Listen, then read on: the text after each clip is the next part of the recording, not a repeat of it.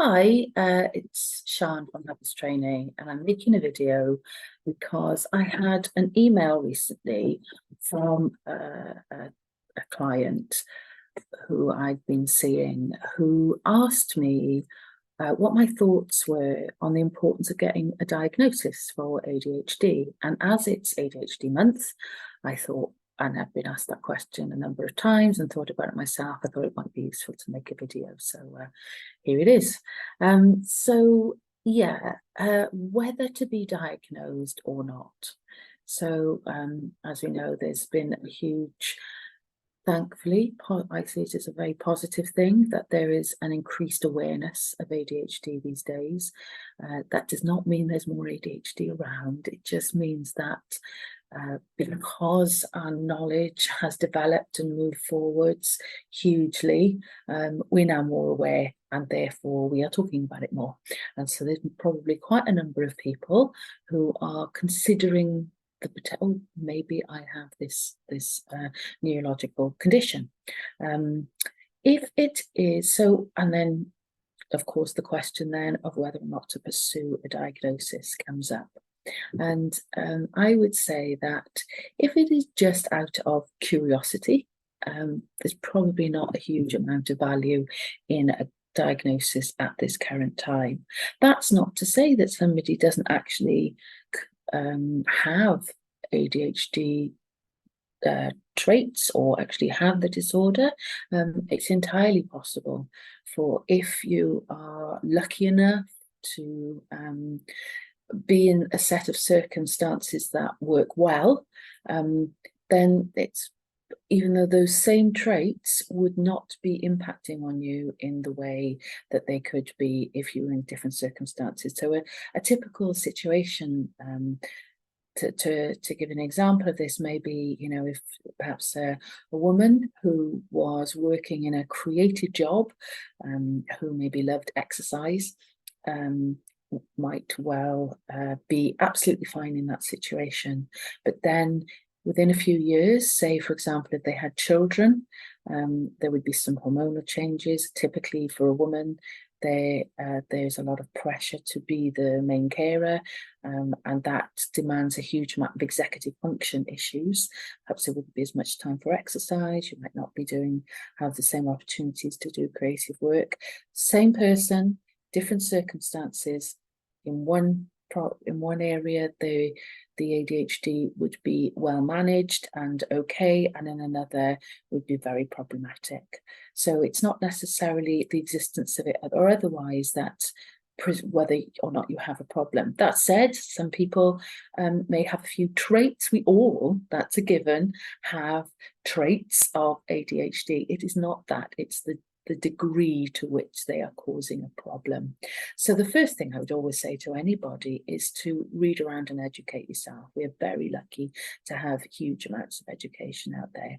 One thing I always suggest to people is, of course, there's lots of TikToks and what have you, and I'm not knocking that. I think that's hugely raised awareness, but it tends to be personal opinion, whereas my particular favourites tend to be medical people who have ADHD themselves. And so then you've got that good combination of personal experience and that medical background, which makes it that bit more accessible and also more kind of rounded information that shows implication. But you know, it is personal choice, and definitely if you do have an ADHD brain, you're going to want to follow your interests rather than forcing yourself to try and do something that you're not interested in.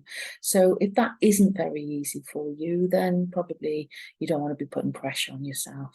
That said, you know, if there's choose the way of doing the of looking for something in a way that's interesting for you. So you like watching videos, watch videos. You like reading books, read books.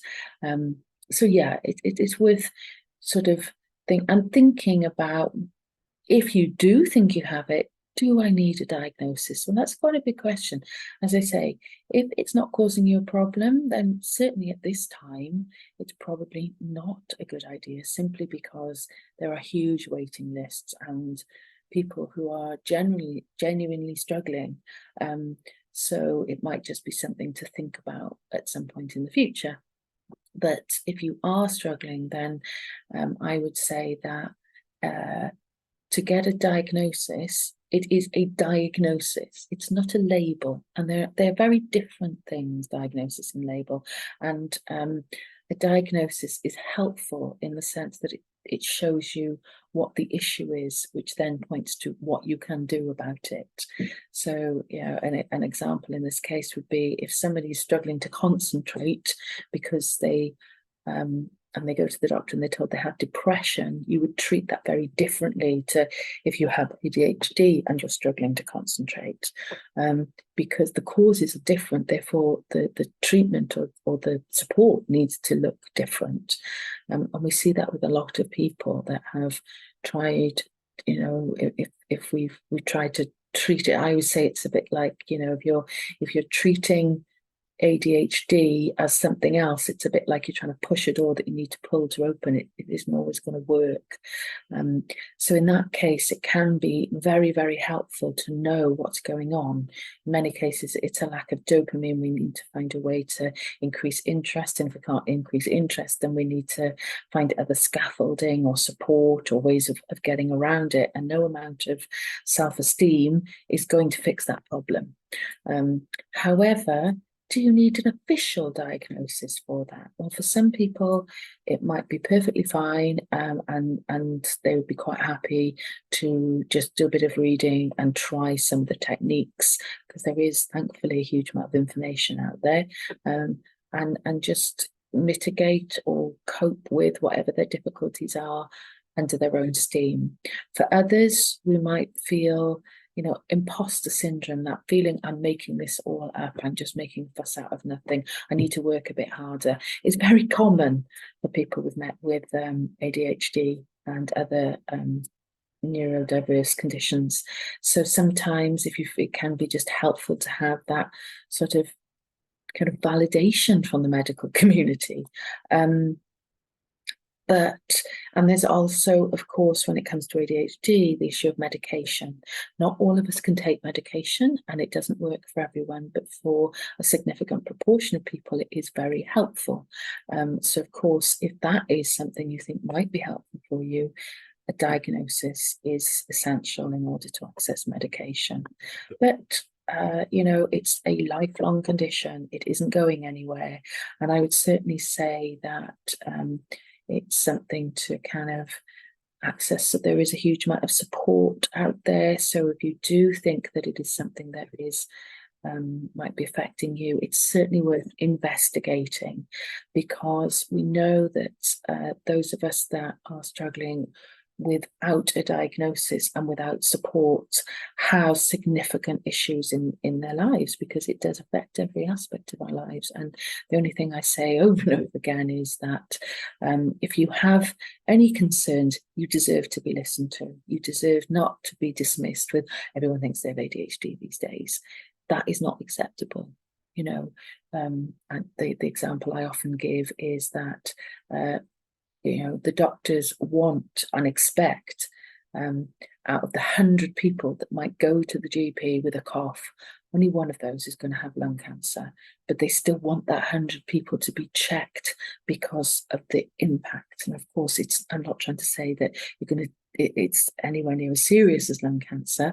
However, it does have a debilitating impact. And so it is something that we deserve to be listened to, even if it means that you find out that, oh, maybe it isn't that.